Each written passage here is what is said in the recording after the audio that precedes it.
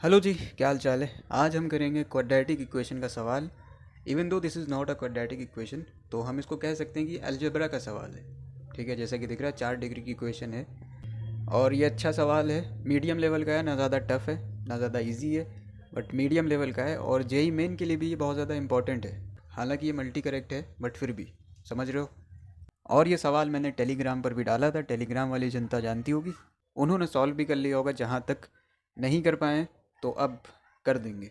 ठीक है, तो चलो भाई शुरू करते हैं इस छुटकू से सवाल को सॉल्व करना। हमसे कहा है कि इस इक्वेशन के एटलीस्ट 2 डिस्टिंक्ट पॉजिटिव रूट्स हैं।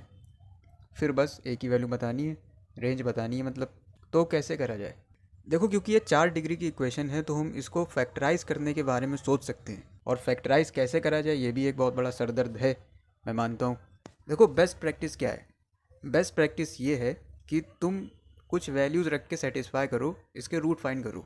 सिंपल वैल्यू रखो, ज़्यादा कुछ इतनी बड़ी वैल्यू रखने की ज़रूरत नहीं है। देखो, मतलब हिट एंड ट्रायल कर रहे हैं, शायद फैक्टराइज हो जाए। तो अगर मैं यहाँ पर 1 सेटिस्फाई करता हूँ तो तुम्हें कुछ मिल जाएगा ये, मतलब कि ज़ीरो। मतलब 1 इसका एक फैक्टर है। और अगर -1 भी इसमें रख दो तो तुम्हें ये मिल रहा है, मतलब कि फिर भी ज़ीरो।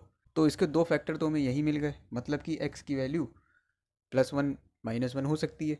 सही बात है। या फिर हम कह सकते हैं कि x² -1 = 0। ठीक, अब इसका ही यूज़ करके हम इसको फैक्टराइज करेंगे। देखो कैसे। मैंने इसको ऐसे लिख दिया, x² -1 और अंदर ये। अब ये लिखने की कोई ट्रिक वगैरह नहीं है, सिर्फ और सिर्फ प्रैक्टिस से तुम्हें सब समझ में आएगा कि हम इसको ऐसे लिख सकते हैं। ठीक, बेसिकली अगर तुम सोचो तो मैंने कहा कि x² -1 तो एक फैक्टर है। अब इस ब्रैकेट के अंदर मुझे क्या क्या चीज़ें लिखनी चाहिए जो इससे मल्टीप्लाई होकर मुझे ये इक्वेशन दे दे। ठीक, तो उस हिसाब से मैंने सोच के लिखा है। जैसे कि यहाँ पर x⁴ है, तो मुझे x⁴ चाहिए, तो यहाँ पर मुझे x² लिखना पड़ेगा। और नेक्स्ट चीज़ जो हमें चाहिए थी वो माइनस का a+2x³ थी। ठीक, तो इसके लिए मुझे यहाँ पर मैंने लिख दिया -a+2x, क्योंकि इससे x² से मल्टीप्लाई होकर मुझे वही चीज़ मिल जाएगी। नेक्स्ट चीज़ क्या थी? 2x² था, a+2x था और -3। तो मैंने यहाँ पर 3 लिख दिया, क्योंकि -1 भी जब इस पूरी चीज़ से मल्टीप्लाई होगा तो कुछ टर्म्स आएंगी जिससे कि मुझे मेरा रिक्वायर्ड वाला मिल जाएगा। तो ये वही है, प्रैक्टिस करोगे ये सब लिखने लगोगे, कोई बड़ी बात नहीं है। सिर्फ थोड़ा सा सोचना पड़ता है और काम हो जाता है। अब देखो, हमसे कहा था कि ये पूरी इक्वेशन के 2 डिस्टिंक्ट पॉजिटिव रूट्स हैं और एक पॉजिटिव रूट तो तुम्हें यहाँ से मिल गया है। तो इसका मतलब कि ये जो चीज़ बची हुई है इसका एटलीस्ट एक पॉजिटिव रूट तो हो गई। और अगर तुम इस क्वाड्रेटिक इक्वेशन का प्रोडक्ट ऑफ रूट निकालो, जो कि अल्फ़ा बीटा क्या होता है c/a, तो ये आ रहा है 3। ठीक, तो दो चीज़ों का प्रोडक्ट आ रहा है 3, मतलब कि पॉजिटिव है। तो इसका मतलब कि भाई इसके दोनों ही रूट पॉजिटिव हैं। समझे? सो इससे तुम कह सकते हो कि सम ऑफ रूट जो होगा, ये लिख दिया दोनों रूट पॉजिटिव। इससे तुम कह सकते हो सम ऑफ रूट जो होगा अल्फ़ा प्लस बीटा, यानी a+2 -b/a होता है। तो जब दोनों ही चीज़ें पॉजिटिव है तो ये भी पॉजिटिव होना चाहिए, मतलब कि ये भी पॉजिटिव। तो तुम कह सकते हो कि भाई a > -2। एक चीज़ आ गई। अब इसके रूट्स रियल होने के लिए इसका डिस्क्रिमिनेंट भी तो देखना पड़ेगा ना, वो भी तो >= 0 होना चाहिए।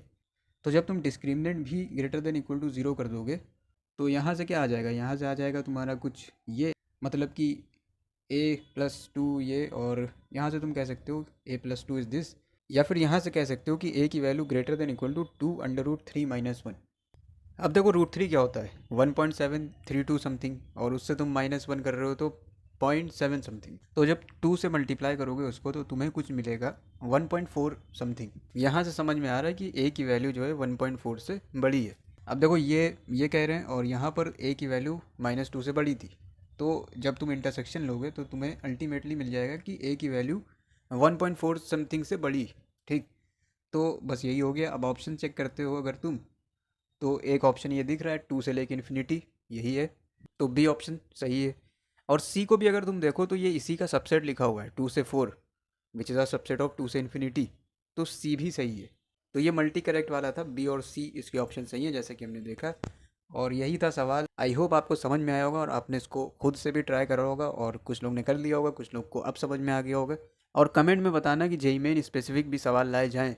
तो हम आपसे मिलते हैं अगले वीडियो में। Signing out.